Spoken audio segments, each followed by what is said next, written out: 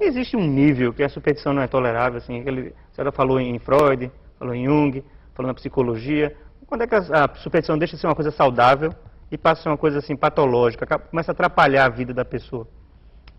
Olha, quando ela se transforma em neurose, ou que a psicologia trata como TOC, os transtornos obsessivos compulsivos. Se a tua vida cotidiana ela se pauta por valores supersticiosos e você passa, inclusive, a condicionar, né, o teu cotidiano em função desses valores, e aí o teu trabalho já não é um valor do trabalho, mas ele se configura a partir do valor da superstição.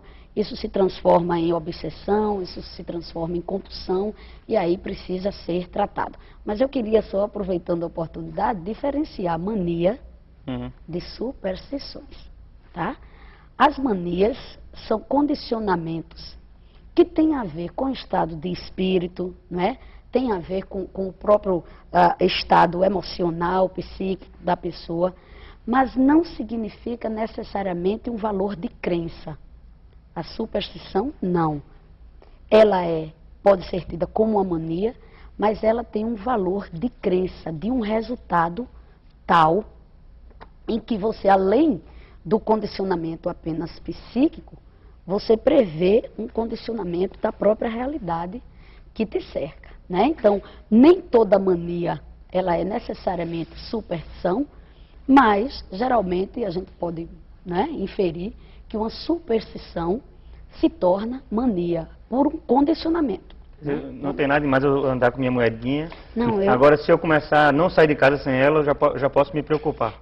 Exatamente. Porque aí você... a ficar obsessivo, né? Se ela cai por dentro da casa eu não acho, eu digo, hoje eu não saio sem minha moeda, então Isso é um transtorno obsessivo, porque você passa a não exercer suas atividades comumente, normalmente, e transforma, né, esse condicionamento na ligação que você tem com aquela moedinha, com aquele amuleto, com aquele pezinho de coelho, enfim. Né? O importante é o pezinho de coelho e não a tua Eu vida. estou me lembrando disso. Só uma parte Charles trabalhou com ele, com o Nereu Pinheiro, que é treinador, né? E o Nereu Pinheiro tinha uma superstição engraçada, que ele não dava ré nunca. Ele vinha com o carro, se estacionava e não dava ré. E uma vez o ônibus do esporte, ele estava dirigindo o esporte, parou em determinado lugar e fez uma manobra mal feita e teve que fazer a ré, né? Ele achava que dava azar, né?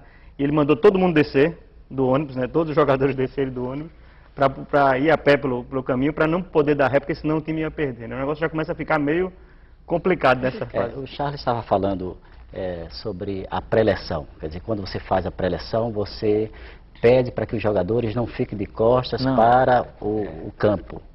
Né? Não é nem pedir. A maneira como é exposta as cadeiras, as poltronas, aí naturalmente eu já coloco, não gosto de fazer uma manobra. E você considera que os dirigentes, os cartolas, eles são supersticiosos? Eles eles acreditam em pé frio também? O que é que eles fazem para resolver esse problema, essa tensão entre o jogar, o ganhar e a superstição? É eliminar o pé frio daquilo, fazer o possível para ele não viajar, se for o caso do pé frio. Já trabalhei em clubes que tinha pessoas, vamos dizer assim, como de repente, eu não lembro se era o presidente, o vice, ou pessoas de nome, mas que quando a gente olhar no aeroporto, dizia, pelo amor de Deus, tá entendendo? Isso ocorre. A professora falou sobre a questão da obsessão, ou do toque obsessivo compulsivo. E também tratou do transtorno. Na verdade não é minha área, mas... E você também fez uma consideração entre os aspectos individuais e coletivos. Eu perguntaria a você o seguinte, quem é mais supersticioso, o homem ou a mulher? Bom, a rigor, né, cientificamente eu não poderia te responder com tanta certeza, porque não me chegou nenhuma pesquisa, né, nenhuma informação mais científica sobre esses percentuais, né? Mas culturalmente nós podemos fazer a seguinte inferência. Nós mulheres, por uma questão cultural, não é? Nós nos permitimos uma maior vivência da sensibilidade, não é? De um certo achismo, enquanto culturalmente os homens são mais exigidos, deles são mais exigidos uma postura mais racional, mais né? prática. Isso, exatamente, mais pragmática sobre as coisas, de modo que se formos inferir, né, por esses traços culturais, nós podemos dizer que a mulher tende a ser mais supersticiosa, mas é apenas uma tendência que nasce de um contexto cultural maior e que não é especificamente do campo da superstição. Porque você falou sobre a questão de campo, né, nessa perspectiva de campo da superstição, né, mais para o feminino e não para o masculino, mas o esporte é um território relativamente mais masculino. E aí nós estamos já finalizando o programa, eu gostaria de saber de Álvaro, nessa perspectiva da superstição, tem algum time que está passando por dificuldades, principalmente porque deve ter certamente algum pé frio em sua composição. Eu gostaria que você fosse... Você quer que eu fale do esporte? Falasse um pouco. O esporte, na verdade, é o seguinte, chega hoje, na rodada de hoje do Campeonato Brasileiro, a última rodada, correndo o risco de cair no ano do centenário. Havia uma mitologia, uma expectativa muito grande. E não foi assim, eu não sei se é superstição ou não. Nós vimos um gato, né? Passeando mas eu não sei se um leão, um gato, um felino, mas o esporte fez o dia do aniversário do esporte, 13 de maio, caiu na sexta-feira. Sexta-feira 13, né? Então já começou com esse mito aí em cima. Mas eu acredito que o azar do esporte realmente foi não ter planejado o trabalho, contratou 5 técnicos, dezenas de jogadores, não planejou. Você acha que nisso deve ter entrado algum pé frio?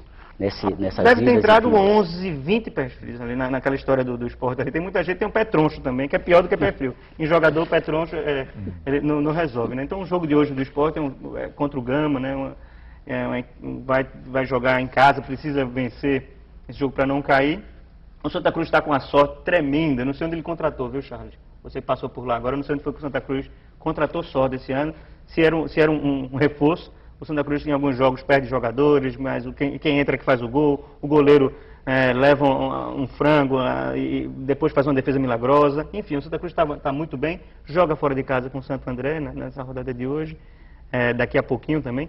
Mas tem a sorte de qualquer resultado, e a competência também, qualquer resultado não vai influenciar no lugar dele na tabela.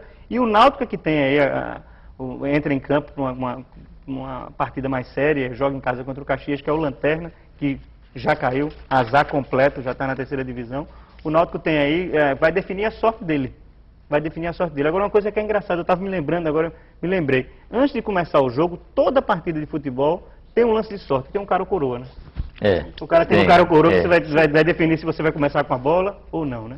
Estamos chegando ao nosso final do programa e vamos agradecer a Raquel Pontual e a Camila Lima pelo apoio à nossa produção. O Cabeça de Área fica por aqui. Obrigado, Charles. Obrigado, professora Raquel. Até a próxima semana com um novo tema, um novo debate. Cabeça de Área.